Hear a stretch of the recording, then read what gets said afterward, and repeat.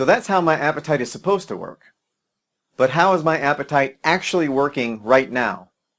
You remember how leptin and ghrelin are constantly rising and falling, telling your brain, I'm full, I'm hungry, I'm full, I'm hungry. When leptin is high, it is telling your brain that you're full. But the really important part is how leptin is doing that. And it has to do with volume and frequency. So let's talk about that for a little bit. This is how leptin is supposed to signal to your brain. Here we have a graph. The horizontal axis is time. So the farther to the right you go, the more time has elapsed. The vertical axis is leptin's signal intensity. So you can look at that as volume. The higher you go up, the louder leptin's signal. In between the green dotted lines, that is the healthy leptin range.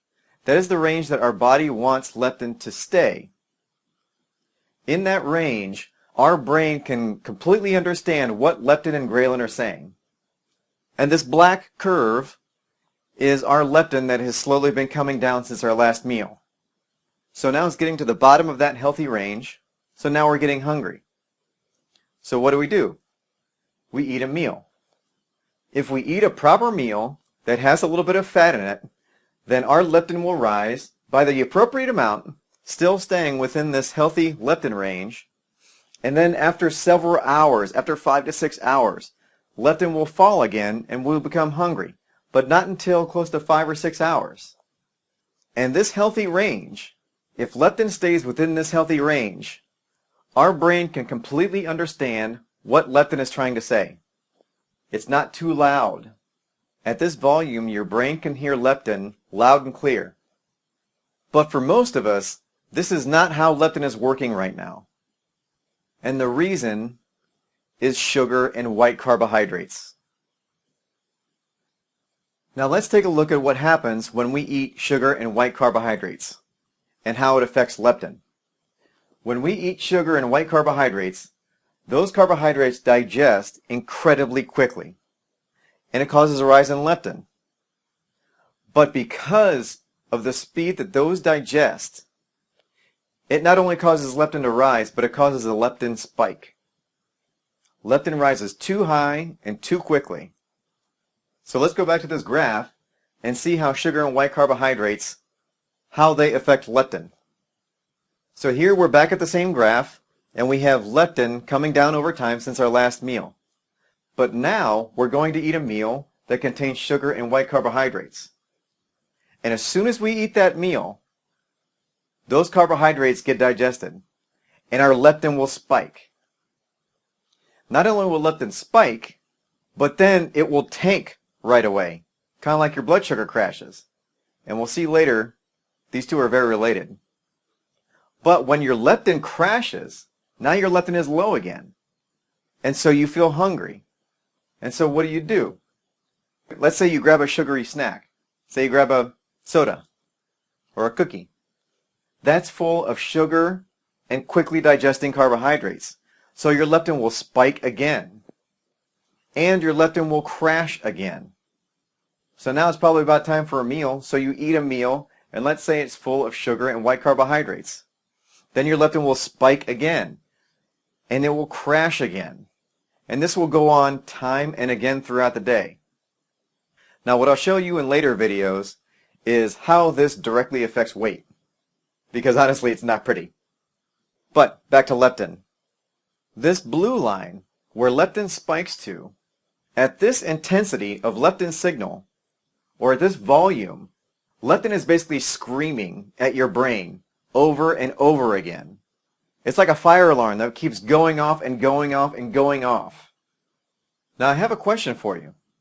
Let's say you're in that situation. Let's say you're at the office and a fire alarm goes off. You know there's not a fire. You know it's just a test. But the alarm keeps blaring and blaring and blaring and blaring. What do you learn to do? You learn to tune it out. And that's exactly what your brain learns to do.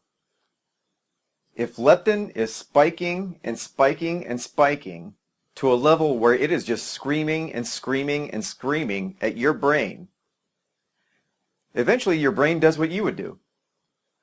Put on some headphones. You learn to ignore it. And that's what your brain learns to do.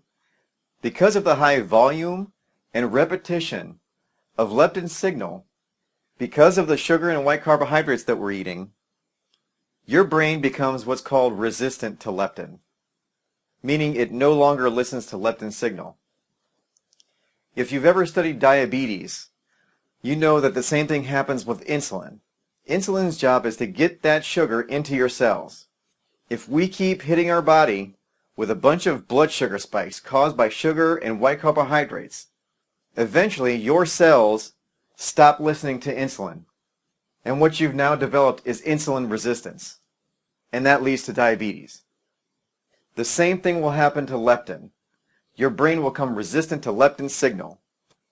And what we have done is effectively destroyed our brain's ability to shut off our hunger. The good news is that we can reset this.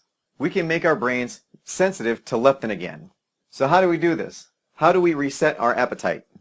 Like I just said, we reset our brain's sensitivity to leptin. How do we do this?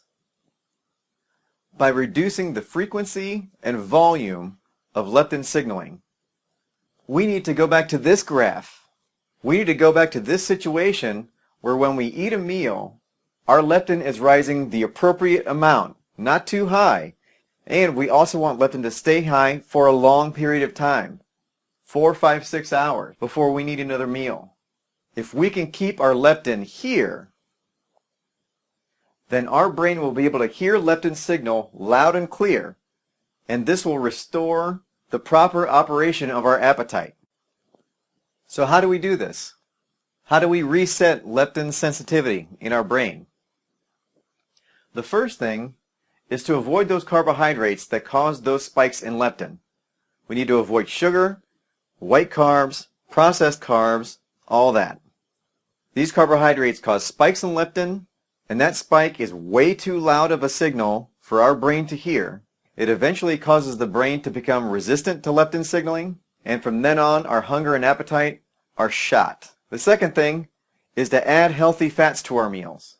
The fatty acids in these fats raise leptin the right amount. This will keep our brain sensitive to leptin. It will keep the leptin signal up so that our brain shuts off hunger, and we will be full for much, much longer. So what kinds of fat? Some of my favorites are avocado, cheese, I eat a ton of nuts, butter, coconut oil, full-fat dairy, healthy oils like olive oil, those kinds of foods. But I know a lot of you are asking, isn't fat bad for us? Doesn't fat clog our arteries?